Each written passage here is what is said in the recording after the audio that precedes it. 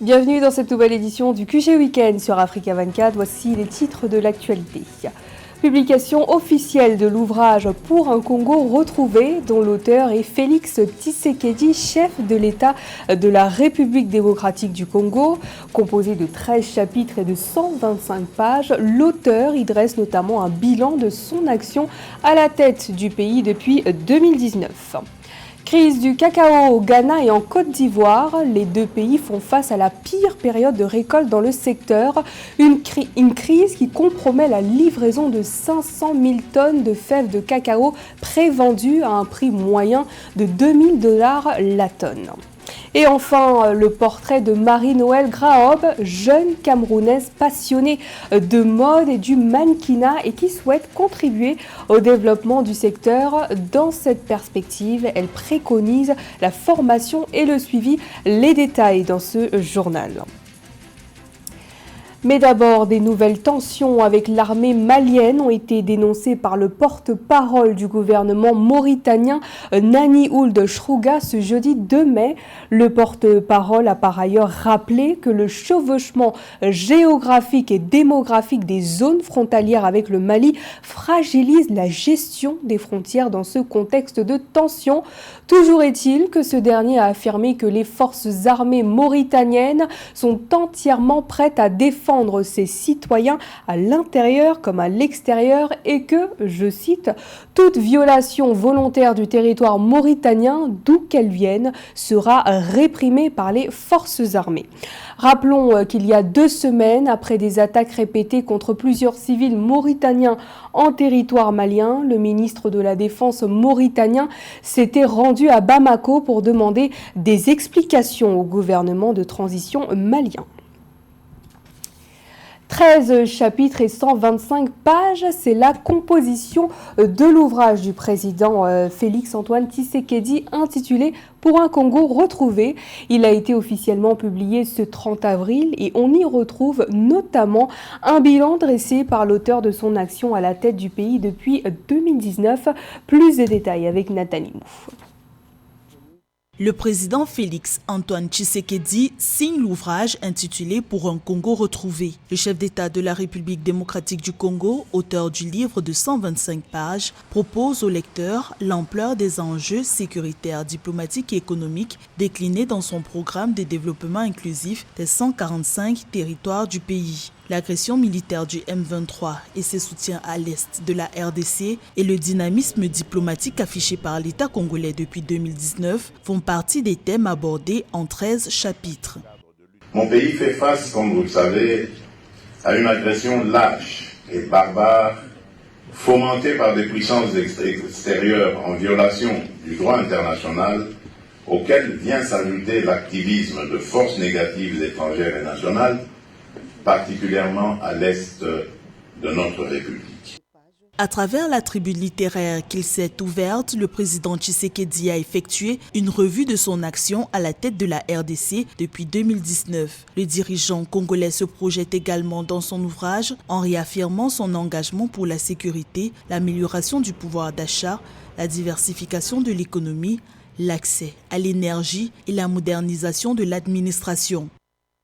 Aujourd'hui, c'était une véritable pédagogie, un véritable plaidoyer pour cette guerre oubliée de la République démocratique du Congo.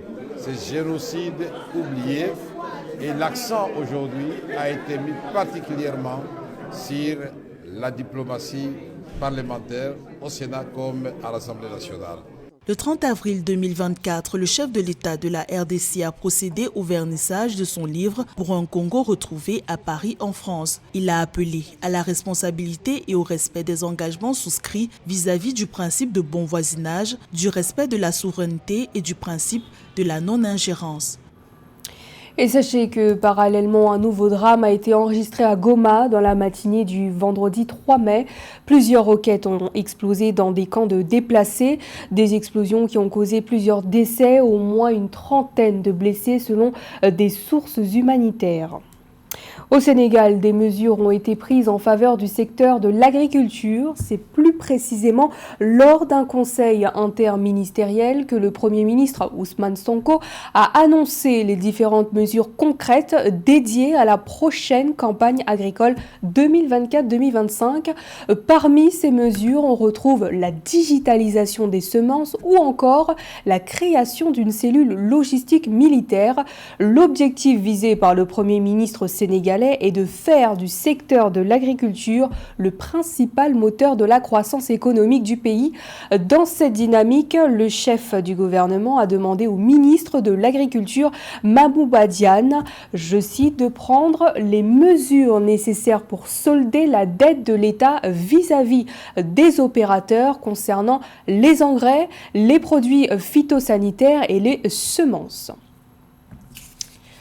De l'économie à présent, le Ghana et la Côte d'Ivoire font face à une crise qui touche la production du cacao, une crise qui se matérialise par la pénurie de fèves, laissant ainsi les deux pays dans l'incapacité de livrer jusqu'à 500 000 tonnes de fèves de cacao prévendues à environ $2 000 la tonne. Ce volume manquant représente environ 20% de la production conjointe des deux pays. Les détails avec Cheikh Omar Kamara. Les producteurs de cacao en Côte d'Ivoire et au Ghana font face à l'une des pires récoltes depuis des décennies, les laissant dans l'incapacité de livrer jusqu'à 500 000 tonnes de fèves de cacao prévendues à environ $2 000 la tonne, selon des sources du secteur, mettant en péril l'économie des nations et l'approvisionnement mondial en cacao. Les conséquences de cette crise pourraient être ressenties à l'échelle mondiale avec des répercussions ponctuelles sur les prix des produits à base de cacao et sur l'industrie chocolatière dans son ensemble.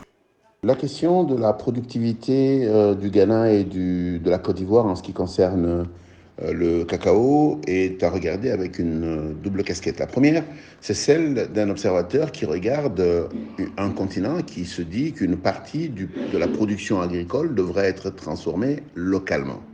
Et donc du coup, cette partie qui est transformée localement va manquer aux importations des pays qui ont toujours acheté le cacao pratiquement brut. Deuxième, c'est cette critique qui a été largement lancée sur à la fois le fait que les plantations ont vieilli et qu'elles n'ont pas nécessairement été maintenues de la bonne manière, mais aussi cette critique que l'Union européenne a formulée sur l'extension des champs quant à la déforestation. Face à la pénurie de fèves, les producteurs ont décidé de reporter les livraisons à la prochaine saison de récolte qui débutera en octobre 2024. Une décision qui aura des répercussions sur les approvisionnements mondiaux de cacao et pourrait maintenir les prix à un niveau élevé à court terme. Ce qu'il faut aujourd'hui être en mesure de regarder, c'est la production totale, celle qui est consommée sur le continent par la transformation locale et éventuellement l'évolution des demandes internationales. C'est une question d'agriculture qui commence à être une question géopolitique. Les dernières données montrent également qu'un volume de 1,35 million de tonnes est arrivé dans les ports ivoiriens entre le 1er octobre et le 28 avril 2024, soit 450 000 tonnes de moins qu'à la même période en 2022-2023. Dans un tel contexte, certains estiment que le marché pourrait rester volatile au cours des prochains mois. En Côte d'Ivoire, 543 nouveaux fonctionnaires, dont 208 femmes de l'École nationale d'administration, ont prêté serment le 2 mai 2024 à Abidjan. Une initiative qui s'inscrit dans le cadre de la modernisation de l'administration ivoirienne voulue par le président Alassane Ouattara, Marie-Roger Kouaou. En Côte d'Ivoire, le gouvernement poursuit la modernisation de son administration. Son objectif, d'ici 2030, améliorer l'efficacité, la transparence et la qualité des services publics. Afin d'y aboutir, l'administration ivoirienne se concentre sur plusieurs domaines clés, notamment la numérisation, l'amélioration de la qualité des services publics, la formation et le renforcement des compétences. À cet effet, 543 futurs fonctionnaires, dont 208 femmes de l'École nationale d'administration, ENA, ont prêté serment le 2 mai 2024 à Abidjan. Le Premier ministre Robert Bugri-Mambé, parrain de cette 58e promotion, exhorte à une administration performante et solidaire. Je note avec un vif intérêt que l'École nationale d'administration est pleinement engagée dans cette phase de transformation d'assumer pleinement le rôle central qui a toujours été le sien, celui d'être le moteur d'une administration ivoirienne toujours plus performante, en constante évolution, pour épouser l'ère du temps. Pour cette promotion sortante de l'École nationale d'administration, on enregistre un total de 208 femmes, soit un pourcentage de 38%, insérées dans l'administration publique contre 166 femmes, soit 33,88% en 2023. Un signe positif du progrès vers la parité entre les sexes dans les services publics en Côte d'Ivoire. Alors que vous vous apprêtez à gagner vos postes de travail, l'administration publique qui vous recevra croit et espère en vous. Vous devez vous montrer à la hauteur des charges et responsabilités qui vous seront confiées. À noter que le renforcement et la modernisation de l'administration ivoirienne demeurent un levier indispensable pour le pays d'Afrique de l'Ouest qui est en quête de performance de son administration, gage de sa visibilité et de sa crédibilité sur le plan international. Au Nigeria, la production de pétrole est en chute libre, une situation qui a débouché sur une pénurie de carburant et de facto sur une hausse des prix. Concrètement, le litre d'essence est passé de 675 à 777 naira, une double peine pour les consommateurs qui doivent déjà faire face à une inflation galopante. Pauline Minka. Au Nigeria, la pénurie de carburant cause de nombreux dégâts. Des files d'attente se multiplient au niveau des stations de service. Plusieurs villes sont affectées par cette situation qui ne cesse de s'aggraver et qui crée un certain inconfort chez les populations. Les pouvoirs publics pointent du doigt la pénurie due à des ruptures d'approvisionnement liées à des problèmes logistiques et promettent un retour à la normale dans les plus brefs délais. Je suis ici depuis 6 heures du matin. Que le gouvernement nous vienne en aide. Qui nous aide réellement, je vous en prie. La crise de carburant a entraîné l'augmentation des coûts de l'essence, des prix de produits alimentaires et du transport. Dans la plupart des villes comme Lagos, Abuja, Port Harcourt, Enugu et dans les villes du nord comme Kaduna, le transport a augmenté d'environ 40% selon Jabara Moussa, économiste et journaliste du Guardian au Nigeria. Aussi, dans certaines stations de service d'Abuja, la capitale du Nigeria, le prix de l'essence a augmenté de 15%, passant de 675 à 777 naira le litre. La pénurie de carburant affecte des services tels que les transports, les prix des produits alimentaires et même les salons de coiffure, car les prestataires de services paient plus pour le carburant et répercutent les coûts supplémentaires sur les consommateurs. Le Nigeria est l'un des principaux producteurs du pétrole brut d'Afrique, mais les pénuries d'essence sont monnaie courante. Le pays dépend fortement des importations de carburant en raison des performances insuffisantes de ses raffineries. La crise du carburant actuelle pénalise de nombreuses entreprises qui sont obligées de recourir aux générateurs. Malgré les promesses du gouvernement, la fin de la crise pétrolière dans le pays semble encore lointaine. Et enfin, à la page culture, elle a 33 ans, elle est d'origine camerounaise et est passionnée de mode et de mannequinat. Marie-Noëlle Graob s'engage en faveur du développement du secteur de la mode et du mannequinat par la mise en place de 2 structures ayant pour vocation le repérage, la formation, le placement et le suivi des mannequins au Cameroun et à l'international. Un sujet de Séverin Dunque. Elle est actuellement l'un des visages les plus représentatifs du milieu de la mode africaine et celui des mannequins en particulier. Au sommet de son art, Marie-Noëlle Graobé, 33 ans, est une égérie de la mode, native de l'extrême nord du Cameroun.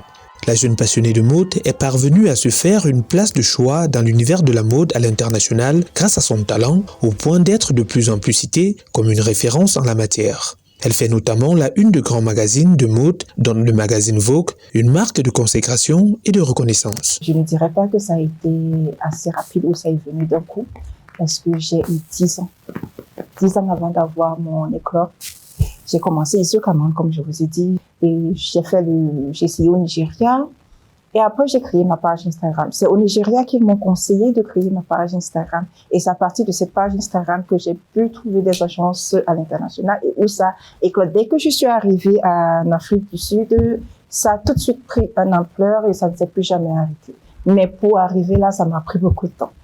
Artisane d'un secteur plus prometteur pour les amateurs de la profession, la passionnée des questions de beauté œuvre à créer un environnement qui permette à ces derniers de se frayer une voie moins épineuse dans ce milieu difficile et contraignant à travers le Graube Model Search et le Graube Management, deux structures ayant pour vocation le repérage, la formation, le placement et le suivi des mannequins au Cameroun et à l'international. Mais à la question des violences basées sur le genre, la star se montre très préoccupée. En visitant son pays natal, le Cameroun, à l'heure où les féminicides se comptent en dizaines sur le seul premier trimestre 2024, et pour en avoir été victime, Marie-Noëlle Graube donne son avis sur la question. Tout ce que je peux dire à toutes celles qui traversent cela, c'est de ne pas perdre confiance en toi. Et si tu es avec un compagnon qui est, parce qu'il y a plusieurs catégories, qui est juste violent, s'il te plaît, mets-toi à l'abri. Mais par contre, si tu te retrouves avec un pervers narcissique, ne cherche pas à te retourner vers la famille ou vers les amis. Cherche des centres adaptés qui maîtrisent ce genre de personnes et qui pourront te sortir de là. C'est ce qui m'a sauvée en fait. Si les lignes semblent bouger dans le secteur de la mode au Cameroun, qui compte des stylistes de renom tels Imana Issi, Defustel Njoko ou encore Fezé Eva, le secteur du mannequinat demeure en quête de vedettes et de visibilité internationale. Marie-Noëlle Graube porte l'espoir de l'éclosion de ce secteur. C'est la fin de ce journal. Merci de votre fidélité. Dans un instant, retrouvez une nouvelle édition de l'actualité sur Africa 24.